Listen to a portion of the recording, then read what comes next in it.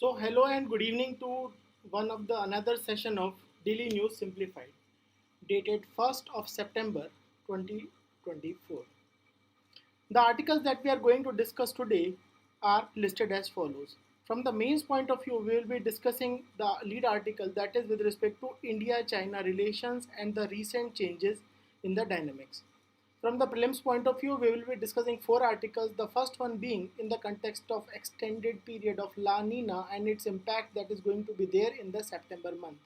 Then we will be dealing with the articles associated with Pacific Island Forum, South China Sea, and Thanjavur Veena, which has recently received a GI tag. So, without further delay, let us begin our discussion. The first article that we are taking today is in the context of India China relations. Now, this news was listed on page number 1 of Indian Express, the headline to which read that India has a special China problem above world's general China problems. Now, this aggressive and posturing statement was made by our External Affairs Minister, Mr. S. Jaishankar, recently. And now, what was the context of this statement? That we have recently concluded the 31st round of meeting of working mechanism for the consultation and coordination on India-China border affairs. Right. Now, what is the syllabus mapping with respect to this topic? In our GS paper to syllabus, it refers to India and its neighborhood relations. And in the past, there have been PYQs directly associated with China. For instance, in 2017, there was a direct question with respect to China using its economic relations and positive trade surplus as a tool to develop potential military power. And in 2021, there was a direct question associated with a grouping that is called as AUKUS. Right. So let us discuss the brief background of India-China relations. Right. And mind you, we are discussing the relations and historical background in the context of the recent uh, Galwan incident and the relationship that has transpired after 4 years of that particular incident. Right. So now we can trace the historical background of India-China relationship. In 1949, India became one of the first non-communist country in the world to recognize China. Right back then, China was even facing problem with respect to recognition from the world. Right, and then in 1950, when USA passed a resolution uh, which blamed China as an aggressor in the Korean crisis, India did not support that resolution. So, obviously, in the first couple of decades after our independence, we used to see China as one of our brothers who had fought against the colonialism and established itself as a Asian sovereign nation, right? And immediately after this, we signed the Panchsheel Agreement, which laid as a foundation or building block of the relationship between India and China. But this bonhomie couldn't last so long, and in 1962, we all know that China acted as an aggressor, and we had to fight a mountainous war in the Himalayan region, and in which we had to suffer a defeat. Now, the resumption of relations in between also there were many the timeline consists of many events that have transpired between India and China, to which you will get the details in the notes that will be provided along with, right. In 1998, Prime Minister Rajiv Gandhi visited China and both nations agreed to set up a joint working group in the boundary disputes. So this was one of the first events in which India initiated to strengthen the relationship and resolve the border issue between India and China. Furthermore, in 2003, Prime Minister Atal Bihari Vajpayee went to China and resolved the Sikkim dispute. However, since 2013, there have been instances of skirmishes, standoffs, and flashpoints that have been created both in the eastern sector as well as the western sector of India China boundary. For instance, in 2013, there was the Ipsang standoff in which China had established camps on the Indian side of LAC, to which India opposed. In 2017, in the eastern sector, there was a issue of Doklam standoff, and all these skirmishes, standoffs finally concluded in the 2020 Galwan face-off, in which India officially reported there were 20 casualties, including the commanding officer, and there was an undisclosed number of Chinese casualties as well.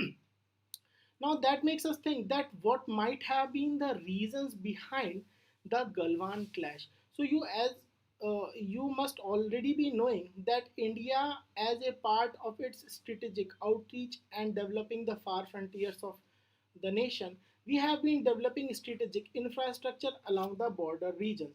For example, we were developing very key strategic roads such as Darbuk Shok Daulat Beg Oldi Road along the frontier areas. Then, at the same time, because of the global pressure, because various countries and including various far right leaders considered China as a one of the initiators of COVID-19 virus, and because of the shadiness with which China dealt with the situation, various world leaders accused China of furthering the COVID 19 virus. Then there were issues with respect to domestic politics because Xi Jinping was also facing the scrutiny of the public of China because of the failure at the times of COVID 19. And then China also used the garb of nationalism and strengthened disputes along the neighboring countries, and this led to further deterioration of situation. And lastly, one of the most important aspect is the perceived threat to Highway 219. Now, what is this Highway 219? This is basically a highway that goes through the Aksai Chin region. For example, this is the Aksai Chin region, right? This highway goes through the Aksai Chin region, and this highway was built in around 1950s, and this is considered as the lifeline of Xinjiang region because it connects the southern and southeastern part of China and runs through Tibet and connects the Xinjiang region of China, which is considered as one of the most volatile regions of the world. Now, as we were also developing DSDBO sector roads in the neighboring areas, China perceived it as a threat, and that is why there were aggression from the side of China. So this is the brief background of historical relationship and what transpired in 2020s. Now, obviously, after this issue, there was a change in the perspective of India post the Galwan clashes. Now, the question which would likely be asked would be based on what are the changes in the strategy, what are the changes in the mindset of India's strategic community, what are the changes in the mindset of Indian military post the Galwan clash, right? So we will be discussing this aspect in detail, right? So the that first element or the first change that was brought after the Galwan clash was realization of China as a threat, right? So obviously we can say that earlier the Indian dispensation was living under a kind of oblivion that yes, we are good neighbors, we have trade interdependencies, so on and forth, and the era of war is over. So China would never be, it would never think of attacking India, right? But this realization of China as a threat happened in the 2020s, right? Then what the another change was with respect to re-evaluation of diplomatic strategy with respect to dealing with China. What we did, we took three steps. The first one being reduce dependency on trade with China. We have been continuously taking efforts to reduce the trade between India and China. Why? Because it was considered, it was a popular opinion that the trade surplus between India and China is in favor of China, and China uses that money to fund its military. For instance, the annual military budget of China is close to $200 billion, and the annual military budget of India is only close to $75 billion. That is almost thrice the size of Indian budget. Chinese budget is almost the size of thrice the size of Indian budget. And then subsequently, it led to the scrutiny of Chinese investment. More importantly, the FDI, under what channel it is coming, in what sectors it is coming. This was further scrutinized, right? The third step that we took was with respect to influencing the global narrative when it comes to kind of exposing China and its design. For example, India was one of the first countries, even when the world didn't realize this, that Belt and Road Initiative is a kind of active debt trap diplomacy. But back then, the world was not agreed to here to India. But after these clashes, the image of China was also tarnished as an aggressor, and we also actively opposed and exposed the Belt and Road Initiative, because if not India, then its neighbors, for example, such as Maldives and Sri Lanka, were already facing issues with respect to BRI. Then again, we also exposed the anti-China sentiments or anti-BRI sentiments in the Europe as well. The next step that we took was greater reciprocity from Beijing. Earlier, the stance of Indian administration or Indian policy framework was very idealistic in nature. We were doing a kind of one-sided relationship arrangement with China, but later, after this incident, a kind of a reckoning was there, and we demanded greater reciprocity from Beijing, be it in terms of strategic taking strategic dialogue ahead, be it in terms of military posturing, so on and forth. The next step that we took, the change in the mentality of the governance architecture of India, was denial to punishment.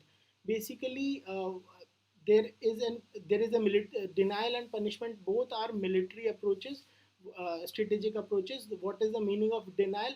That we deny the that we deny the oppressor any chance of engagement. However, this denial approaches, this is this is defensive in nature, right? We changed our posturing from denial to punishment. That means, for example, in the denial, in the previous approach, obviously we were carrying only offensive weapons, for example, such as sticks and so forth. But after this Galwan incident, when we saw that Chinese were also carrying offensive weapons with them, we again changed our rules of engagement, that yes, you can carry your offensive weapons to the patrolling areas, and then we can the military dispensation can punish any kind of aggression or a kind of misadventure that could be there from China. Then the next step that we took was in the context of enhancing the military capabilities, military both in terms of air, sea, and land. For instance, we are already covering various aspects of these developments in our DNS sessions as well. From the standpoint of military, that is army, we have been working on improvement of various infrastructure projects in and along the Aksai Chin area, right? For example, one of the prime examples is DSDBO sector road. Then we have developed mountain strike corps. Furthermore, we have also installed K9 Vajra, that is one of the variants of 777 howitzer guns. Then we have seen the development, and it is although not inducted as of now, but we have been exploring the possibility of development and induction of Zorawar lightweight tanks in the high altitude mountainous regions of Himalaya as well. For example, we have also covered these topics in detail in the prelims section of our DNSs in the prior sessions. Then we have also developed and tested Agni 5 missile with MIRV technology. When it comes to naval preparedness, again we have worked on surveillance. For example, in the past DNS session, we also covered that Defense Minister Rajnath Singh has went to USA to get some certain accessories with reference to MH-60 Romeo helicopter that is considered as a submarine hunter and killer. Now again we have recently tested our second nuclear submarine, that is INS Arigat, and we have already initiated the development of indigenous aircraft carrier 2. Right, so these are the initiatives that have been taken in terms of strategic and military planning. Now again the next aspect is with respect to geopolitical calibrations that have been done from the standpoint of Indian dispensation. First one being the active involvement in quad. Quad is again a group of four countries. You kindly type in the comment sections which are all the members of quad. And then active Indo-Pacific diplomacy. So back then, erstwhile the diplomacy that we were carrying out with the ASEAN region and Indo-Pacific region was limited only to the economic sphere and not to the military sphere. But however, in the recent times, we have exported offensive weapons such as BrahMos to Vietnam and Philippines as well. And lastly, we have also worked on isolating the designs of China when it comes to the neighborhood and the European partners as well. Now, the extent to which India has been successful in our initiative when it comes to tackling China is a subject of debate.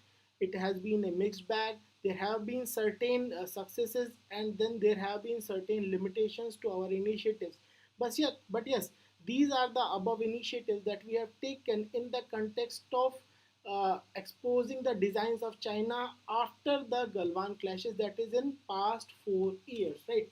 And then again, obviously the genesis of this topic, that you see the statement that External Affairs Minister has recently made. uh, he has made this statement in the special context of China and to our European partners as well, that although the whole world is facing China problem, for instance, USA is facing a kind of existential crisis, right? USA is facing a kind of existential crisis when it comes to China. European Union is facing issues with respect to China. The whole Southeast Asia, South Asia is facing issues with respect to China. But our issues are special, right? Because why? We, first of all, we are the only worthy neighbor who can give China a bleeding nose, right? And then second, we are having territorial boundaries and unresolved historical disputes with China, right? So these are the development initiatives that have been taken in the recent times. For example, these are the military weapons which have been recently inducted in the Indian Armed Forces, right? So now, what can be the way forward? We should always focus on the way forward, that we are what we are going to achieve. What the problem is there, then what is the solution to the problem, right? For example, External Affairs as Jaishankar says that we should carry on the bilateral relations between India and China can be only carried forwarded with mutual sensitivity, mutual respect, and mutual interest. If all these three things align, then only the relations can be carried forward. Then, second principle is the fundamental principle of adherence to the Panchsheel norms. These are the five principles of Panchsheel, which have been the steady pillars of Indian foreign policy when it comes to China. The third suggestion that can be given is in the context of Australian template of engagement. Now, what is the Australian template of engagement? They usually divide the relationship between Australia and China into two parts. The first one being core issues, and then second one being peripheral issues. So on the core issues, they do not compromise, right? But on the peripheral issues, they can compromise. So if we can do a kind of separation between our core issues and peripheral issues, we should go with the Australian template. On certain core issues, there is no compromise. These are considered as the core issues. On peripheral issues, for example, issues of climate change, issues of global governance reforms. These are the peripheral issues on which we can also cooperate with China, and on the core issues of sovereignty, core issues of territorial integrity, so on and forth. We can, as of now, if there is no mutual sensitivity, no mutual respect, and mutual interest alignment, we can refuse to cooperate. Furthermore, various realist scholars suggest that there needs to be a balancing of competition with cooperation. We compete with China on certain matters, and then after that, on the issues of global governance reforms, so on and forth, we cooperate as well with China. Then another suggestion is that because China is not yielding up, right? They already have one highway that is passing from Aksai Chin, that is highway number 219. Again, there are reports that they are building another highway through the disputed Aksai Chin area, that is going to be highway number 61695, right? So they are, again, when they themselves are building infrastructure in the disputed region, what gives them moral high ground to refrain us or restrain us from building or strengthening the infrastructure in the region that lies fully in our sovereignty? So we need to continue border infrastructure development when it comes to our neighborhood and the bordering areas. Another suggestion is that we should not ignore the power differential and actively work to overcome it. Right? For example, the defense gap between India and China spending is, that is, we have already discussed, the defense gap is close to 200 billion, that is from China's point, and 75 billion from India's point of view. So we need to fill this gap as soon as possible, work on and further work on continued border infrastructure development. So now recently the last suggestion or way forward can be, even our economic survey, it has suggested, and various other political parties have also suggested, that over the we need to have a relook at the FDI that we were receiving from China, right? So the FDI from China is one of the sources. China is one of the prime sources of FDI for India, right? So we need to have a relook. As of now, the FDI from China is heavily scrutinized and almost negligible that is coming to India. So what economic survey suggested, that we need to have a relook and we can open FDI from China on case to case basis. So that can be one of the aspects of engagement. However, it should not come at the cost of sovereignty and territorial integrity, right? Because yes, for China is a trading state. For China, trade is the most important aspect. But now for India, uh, trade is not the primary aspect when it comes to the issue of territorial existentialism and sovereignty, right? So these are the way forwards which have been suggested by various scholars when it comes to further taking ahead the India-China relationship. Now, based on the information and discussion that we have just held, let us try to understand this question, let us try to decode this question, and you try to please write this question at your home. The Galwan incident raised apprehensions over the long standing cold peace between India and China. So it is saying that there was peace, although there was peace between India and China, but it was a cold peace, right? Between India and China in the Himalayas. Okay. So this is a statement, this is the introductory statement. How has this incident led to the reassessment of India's strategic priorities? Now, prior to that, India's strategic priorities might have been different, right? So for example, our strategic priorities must have been aligned towards the west, that is Pakistan and Afghanistan border. But now, perhaps after this incident, we have done our reassessment and realigned our strategic priorities towards the eastern sector and defense capabilities, particularly in the context of regional alliance and military preparedness. So, this is a 15 marker question for your writing, right? Now, moving on to the second part of the discussion, that is MCQs for the prelim section.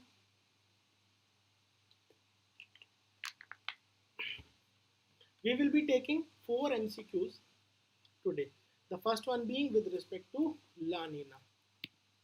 Right. The context of this news is that La Nina, this is a La Nina year basically, and it is expected to cause 9% more rainfall in the month of September, that is the present month. This particular news appeared on page number 1 of today's The Hindu newspaper, right? So we will first understand the concept of La Nina. But for that, we need to understand the concept of El Nino because both of these concepts are interrelated, right? So, ocean water consists of a large mass, and any change, any minute change in the ocean water temperature causes various events in the various parts of the world, right? So in the normal conditions, what we call as normal conditions are non-El Nino years are called as normal conditions, that is in general normal years. So trade winds blow from east to west, and in the parts of Southern America, in the western portion of Southern America, they take the warm water away because trade winds are blowing from east to west. These trade winds take the warm water away from the western coast of South America, that is Eastern Pacific. They take the warm water away and deposit this warm water to the Western Pacific, right? This is the normal condition. However, sometimes these trade winds get weak.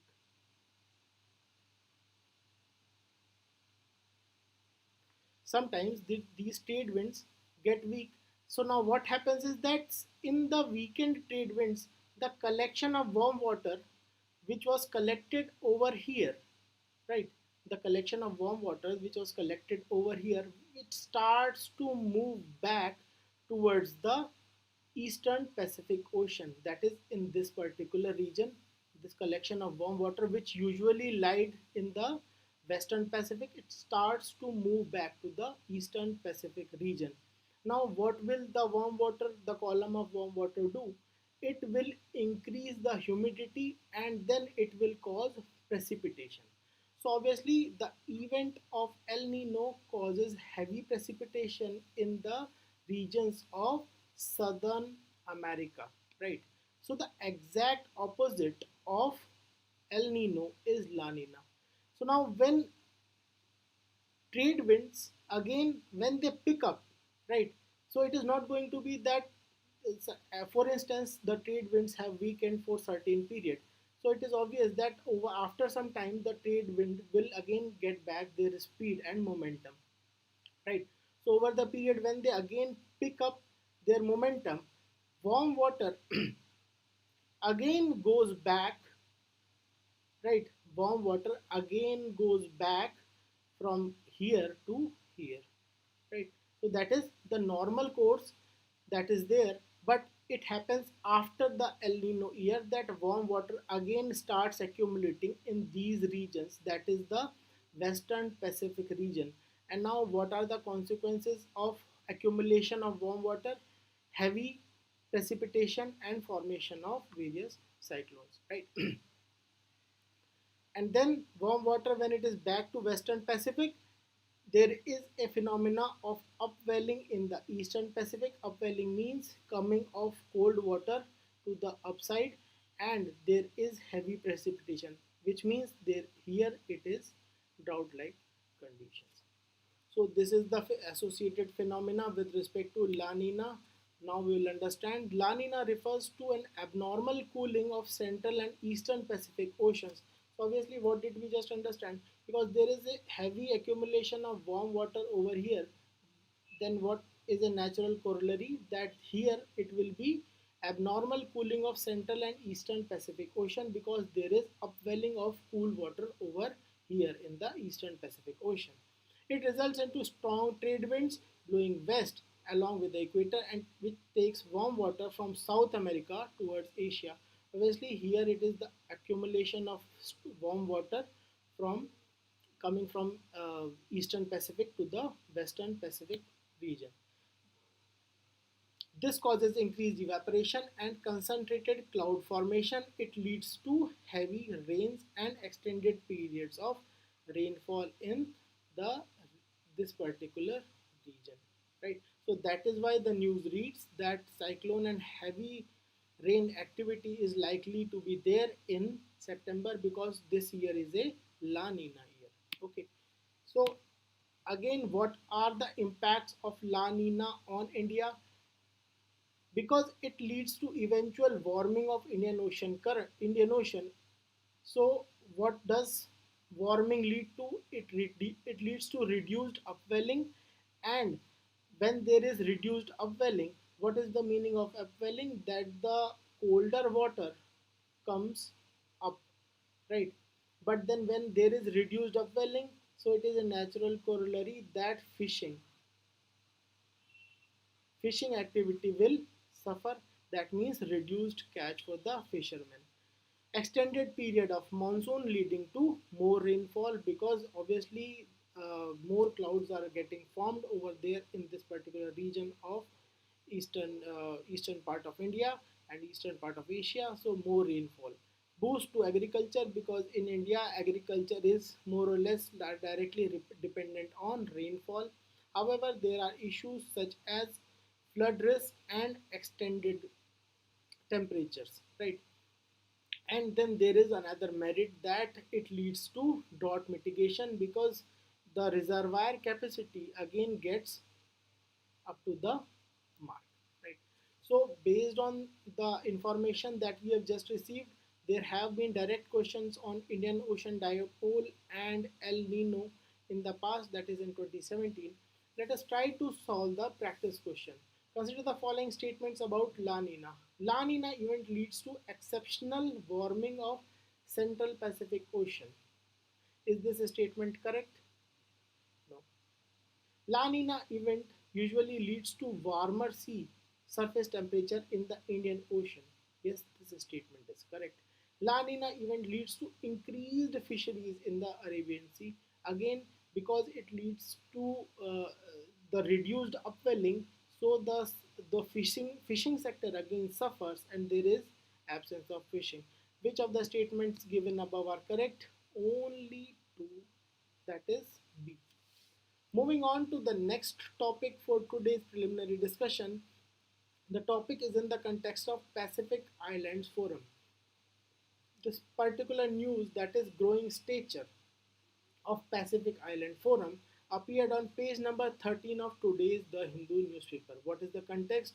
The island nation of Tonga, right? This is a Pacific island nation, hosted annual meeting of the Pacific Island Forum from August 26 to August 30. So now let us discuss about Pacific Island Forum as an organization. It was formed in 1971 and has 18 member states which are located in the Pacific region.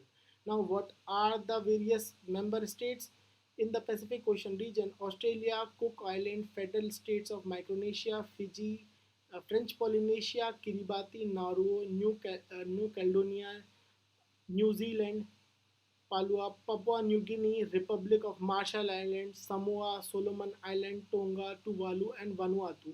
These are the various member states of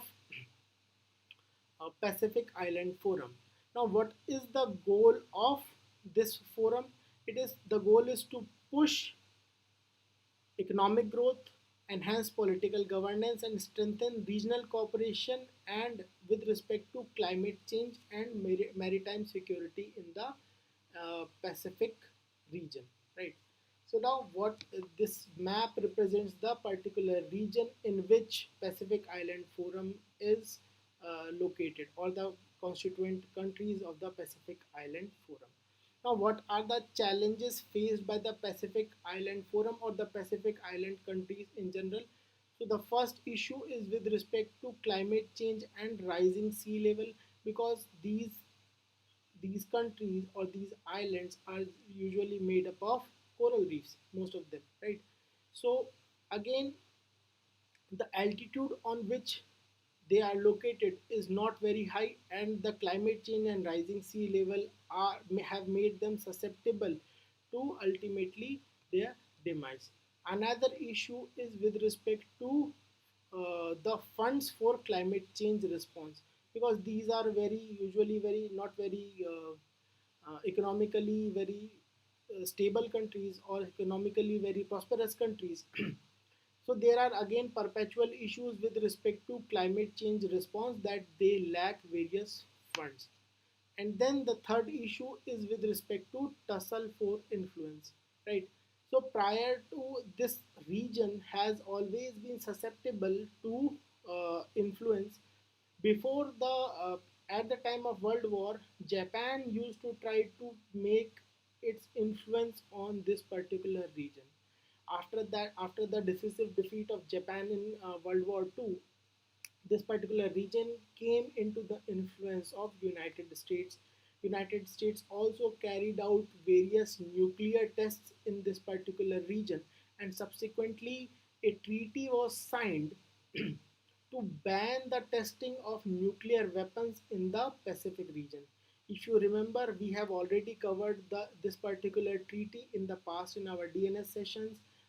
And if you can remember, kindly drop the name of that particular treaty in the comment section. Right after United States, there was a tussle for influence, and because Australia and New Zealand are the two most prosperous countries in this region, right? They tried to exert their influence in the decision making of the Pacific Island countries. And then, lastly, again, there is a renewed race for these kind of these islands. Why?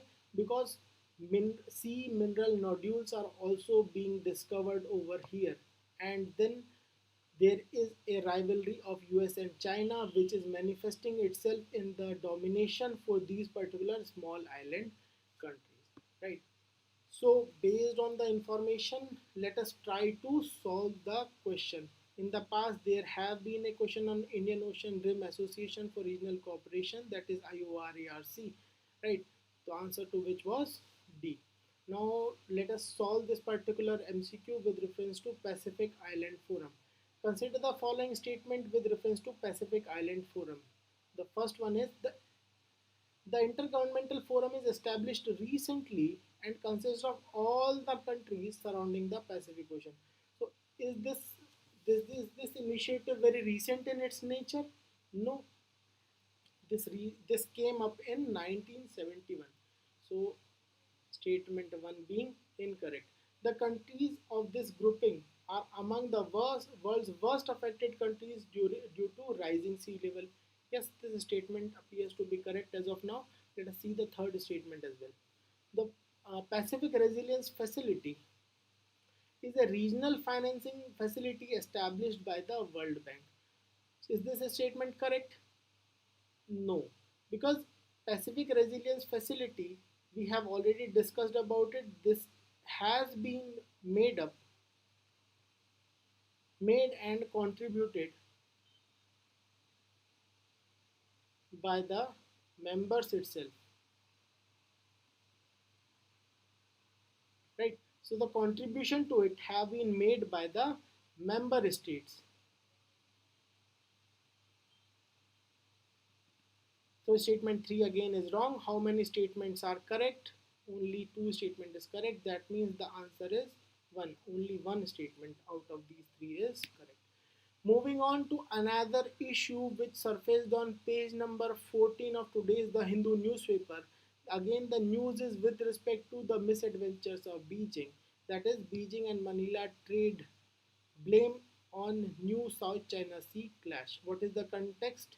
The context being there has been a conflict between China and Philippines Coast Guard in the South China Sea near the Sabina Shoal. We'll see the location of all these places in the maps ahead. So now this is the particular map of South China Sea here. This is East China Sea, if you can see it in the map, and this is South China Sea. Here it is written as South China Sea. So South China Sea is nothing but the extension of Pacific Ocean which lies south to the country of China, right? And now what is the location of the dispute that has taken place? This Shabina Shoal is located over here in the southern part, right? So over here, southern part of South China Sea. Now let us see particular details about the South China Sea. It is part of Pacific Ocean, particularly enclosed by island, archipelago and peninsulas from the open ocean. Right? So it is part of the Pacific Ocean but has been surrounded by various islands, right? Like this island of Taiwan, island of Philippines, right? Archipelago, right? And then country of Brunei is there, Indonesia is there, right? So then it is bordered by various countries. For example, it is bordered on the north by China, Vietnam, Philippines, Malaysia, Brunei, and Taiwan. You can all see these countries: China, right? Taiwan, Philippines, Brunei, Vietnam, right? So there are nine major rivers, although there are some other minor rivers as well, but nine major rivers that flow into sea are the Min River, Mekong River, Pearl River, Red River, Pampanga River, Pahang River, Pasig River, Rajang River, and Juilong River. These are the nine major rivers which flow into the South China Sea. Parcel Island and Spratly Island are one of the most disputed sets of island located in this particular region. Now let us locate Parcel Island here. The Parcel Island is located over here. Now let us try to locate the another island which is Spratly Island. Right. So okay, you try to locate Spratly Island over here in this particular map. Here it is located over here. That means here it should be over here. Right? Spratly Island should be over here. And then China asserts its right over the South China Sea through 9-line. It is a demarcation that overlaps with the exclusive economic zones of other countries in the region. That is why there is a bone of contention between various countries because China claims domination over all of the South China Sea as per the 9-line, but there are conflicting and overlapping claims of Manila, that is Philippines, that is Brunei, that is Vietnam, right? So that is why there are clashes between the coast guard of various countries in between the South China Sea, right? So in 2020 there was a question on various rivers and in which seas they flow. So on the same pattern there can be a question on which of the following rivers flow into the South China Sea in future UPSC papers. And for you, as of now, we have made this practice question. Consider the following: China, Vietnam, Cambodia, Thailand, and Brunei. How many of the above countries share the border with South China Sea? So now, how many countries did we locate? China is there, right? First one is okay, yes. Vietnam is there, yes. Vietnam is also there. That means 1 and 2 are there. Cambodia, is it there? So Cambodia is located over here and it is connected to Gulf of Thailand. So Cambodia is not there. Cambodia is not there. Thailand is there? No, obviously Thailand is just next to Cambodia, so Thailand is not there, but Brunei is there, right? Cambodia, Thailand is over here, so Thailand has no direct linkage with South China Sea, so is Cambodia. However, Brunei is located over here and has direct link with South China Sea. So how many are there? Only three. B is the correct answer. Moving on to the last article for today, that is inspired by the magazine of the Hindu for today, that Thanjavur Veena or Saraswati Veena that is made in Thanjavur has been accorded the GI tag for the first time in India. The GI tag has been given to a musical instrument. Right? It is for the first time that GI tag has been given to a musical instrument. What is the context? Tanjavur Veena becomes the first musical instrument to get GI tag in India. Now, what is a Veena? Veena is a musical instrument that has been mentioned in the Vedas as well. There are four types of Veenas. Rudra Veena and Vichitra Veena are popular in the northern style of music or classical music, and Saraswati Veena and Chitra Veena are popular in the Carnatic style of music. And Tanjavur Veena is an example of Saraswati type of Veena, the picture of which is given attached below. Right. So why the GI tag is given to this particular Veena? Because for making this Veena, the tree which is used, that is jackfruit tree that grows in Tanjavur city of Tamil Nadu. Right. Now what, let us discuss certain things about GI tag. Geographical indications of goods refer to the place of origin of product. That means if a product gains spatial renown, spatial popularity because of being associated to a certain particular region, right? It gains a geographical marker, and that is called as geographical indication, right? These geographical indications are a form of intellectual property, right, which is specific to geographical locality, region, or the country. For example, Tirupati laddus, which you get when you visit the temples of Lord Tirupati, have also been accorded uh, GI tag. Similarly, Nagpur oranges have also been to accorded a GI tag because there is certain specificity to the oranges which are grown in the Nagpur region of Maharashtra. Now, what is the concerned ministry when it comes to awarding the GI tag? That is department. This particular department of Ministry of Commerce and Industry is the concerned ministry for accordance of GI tag.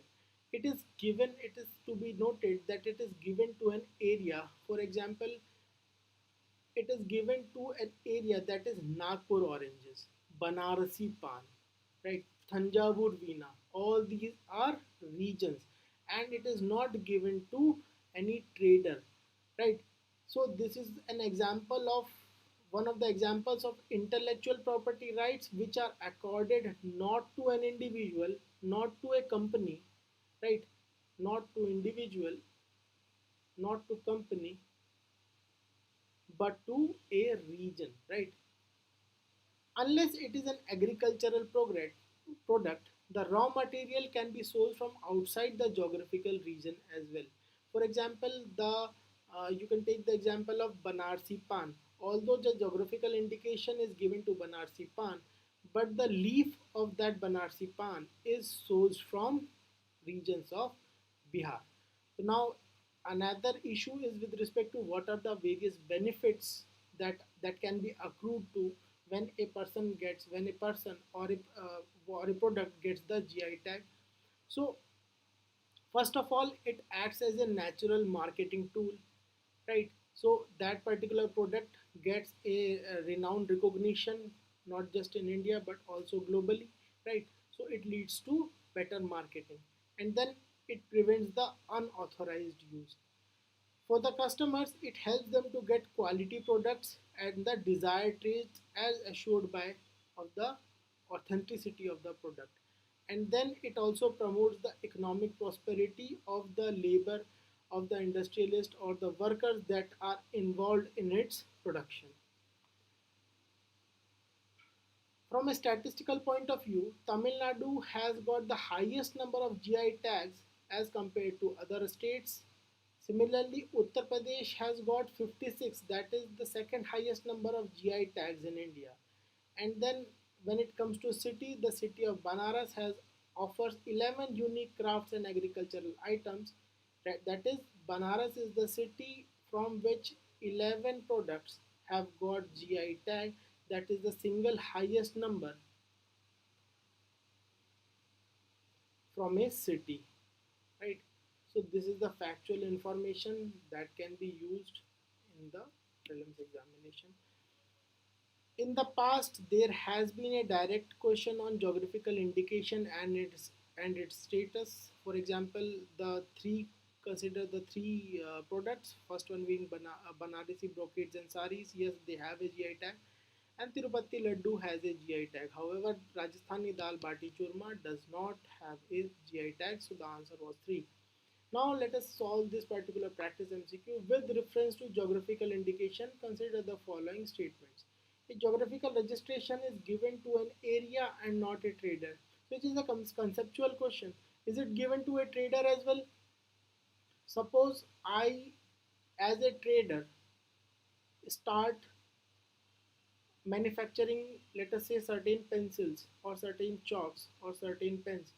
Can I get, as a trader, I get geographical indication tag? No, I will get a patent for that particular technology that I have used. However, I cannot say that I'll get geographical indication tag.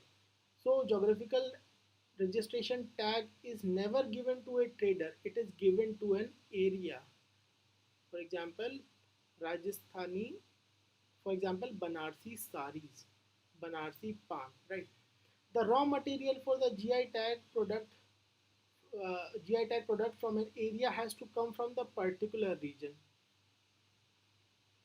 So, is it mandatory that the raw material for the GI product should come from that particular region itself? No, as we discussed in the past, it is not mandatory unless it is an agri product. It is not mandatory that the thing should come from the same area as well, right? So statement 2 is incorrect, statement 1 is correct, so the right answer is A, that is 1 only. So with this we conclude the session for today, right? And we hope to meet you soon. If there is an issue with respect to this particular session, kindly drop a comment.